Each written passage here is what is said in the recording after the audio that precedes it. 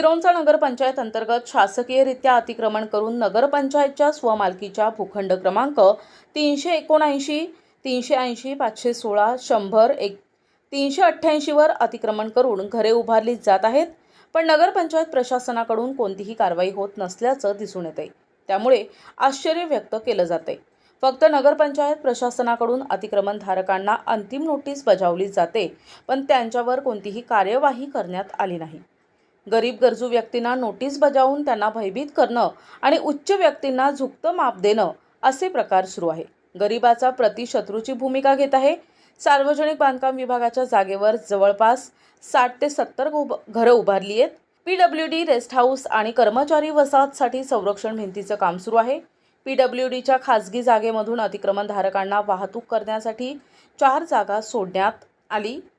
अतिक्रमण धारकांना शासकीय जमिनीवर याच प्रकारे अतिक्रमण करत असल्यास भविष्यात सिरोंचा शहरात शासकीय जागाच राहणार नाही।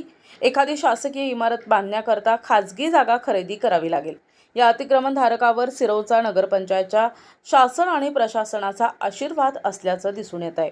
सिरोंच्या नगरपंचायत अंतर्गत येत असलेल्या खदान आरक्षित जागेवर सर्वे क्रमांक 379, 380 या जागेवर परप्रांतीय लोकांनी अतिशय अतिक्रमण करून मोठमोठी इमारती उभारलेल्या आहेत। तरीही पण एवढी मोठी गंभीर समस्या असून देखील नगरपंचायत प्रशासन त्याकडे जाणून बुजून कानाडोळा करत आहे। त्याचप्रमाणे सिरोंच्या नगरपंचायतच्या मालकीच्या जमिनी ज्या मालकीची जमीन असल्याचे 7/12 स्पष्टप्रमाणे नोंद आहे।